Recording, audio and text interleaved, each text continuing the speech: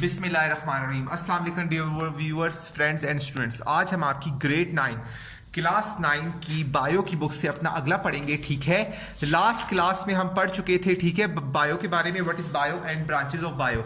अब हमारे पास रिलेशनशिप, आज हमारे पास है टॉपिक नंबर, पेज नंबर 30 पे टॉपिक है relationship of biology to other sciences. ठीक है, कि बायोलॉजी का अलग और साइंसेस जैसे फिजिक्स, केमिस्ट्री और बाकी जो साइंसेस हैं, मैथमेटिक्स हो गया, उससे किस तरह का ताल्लुक है बायो का।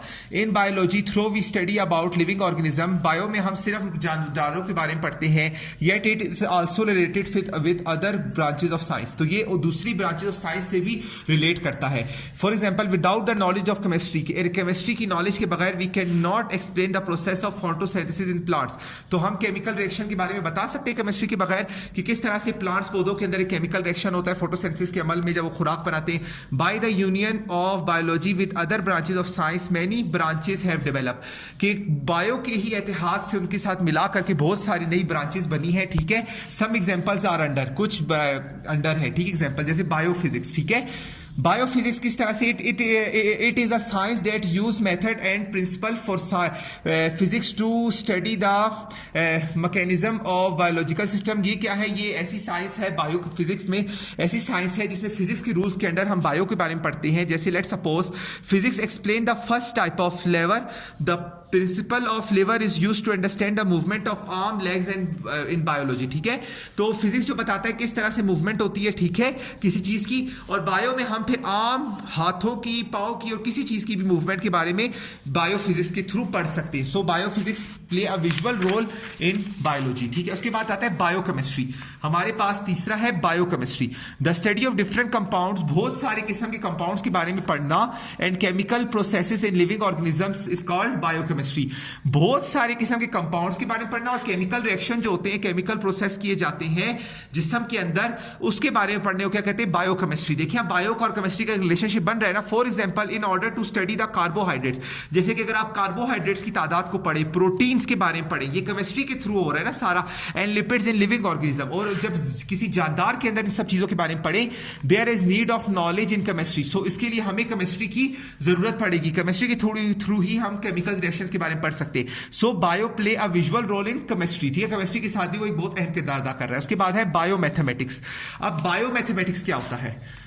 It deals with the study of mathematical tool and technologies used to biological process। इसमें क्या होता है कि हम मैथमेटिकल, ठीक है, स्टडी करते हैं किस तरह से टेक्नोलॉजी के through. For example, to make a graph of data of biological experiment of the rule of mathematics will be applied. जब हम बायो का ग्राफ बनाते हैं, लेट सपोज जैसे आजकल के दौर में कोविड-19 एक कोरोना वायरस बहुत स्प्रेड कर रहा है, सो उसका ग्राफ जो बनता है कि यार इस टाइम पे पीक पे है या डाउनवर्ड जा रहा है या इन a curve, in a sloping वे है, सो वो हमारा मैथमेटिक्स के थ्रू बनता है। और उस बीमारी को जो हम डिस्क्राइब कर रहे हैं, तो इंसानों के बारे में बीमारी है ना, सो वो भी देखिए बायो मैथमेटिक्स का काम है। ठीक है, बायो मैथमेटिक्स में हम किसी भी इंसान के जिस्म के अंदर की चेंजेस, तब्दीलियों को अक्कर करते हैं और उसको के लिए कर्व्स और ग्राफ्स को बनाते हैं। सो ये बायो मैथमेटिक्स है। उसके बाद है biogeography.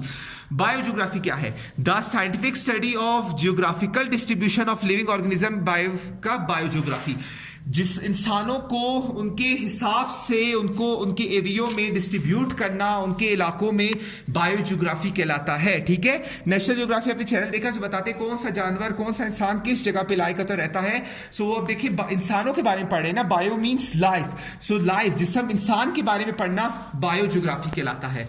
For example, a camel successfully lives in a warm desert and polar bear lives in cold area। जैसे कि एक जो क्या कहते हैं ऊंट है, वो कैसे गर्म सहरा में, तपते सहरा में रह लेता है क्योंकि उसकी जिल्द मोटी होती है, और एक जो पॉलर बेयर है वो ठंडे जगहों पे रहता है क्योंकि उसके बाल जो फेदर्स होते हैं बहुत मोटे होते हैं, बाल जो होते हैं बहुत मोटे होते हैं। सो ये सारा इसके बारे में स्टडी करना बायोजियोग्राफी का काम है। उसके बाद हमारे पास है बायोइकोनॉमिक्स। बायोइकोनॉमिक्स में क्या होता है? Bioeconomics the study of living resources using economic model.